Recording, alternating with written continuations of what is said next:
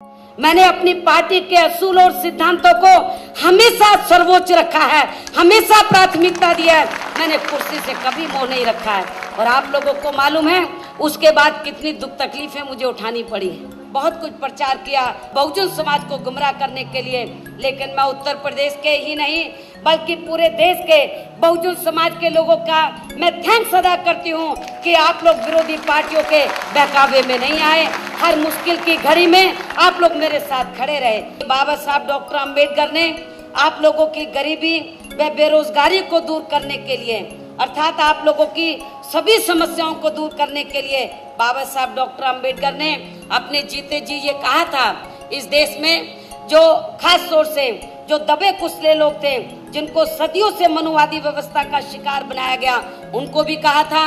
और इसी तरह जो अपर कास्ट में से गरीब और बेरोजगार लोग हैं, उनकी तरफ भी बाबा साहब डॉक्टर अम्बेडकर का ये इशारा था। इस देश के अंदर सर्व समाज में से जो गरीब और बेरोजगार लोग हैं, ये लोग अपनी गरीबी और बेरोजगारी को दूर कर सकते हैं, बशर्ते ये लोग केंद्र और देश के अन्य राज्यों में पॉलिटिकल पावर की मास्टर की अपने हाथों में ले लेते हैं। बीएसपी की विचारधारा एवं उद्देश्य और कार्यशैली से प्रभावित होकर तो फिर इस देश में कांग्रेस और बीजेपी दूसरी पार्टियां नजर नहीं आएंगी।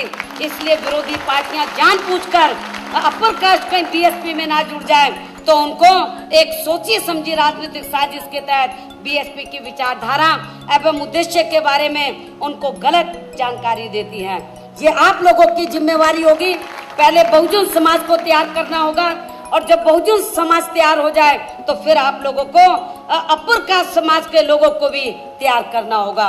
उन्हें ये बताना होगा कि बीएसपी की विचारधारा एवं उद्देश्य किसी जाति एवं धर्म के खिलाफ नहीं है, बल्कि बीएसपी की विचारधारा देश व सर्व समाज के हित में है।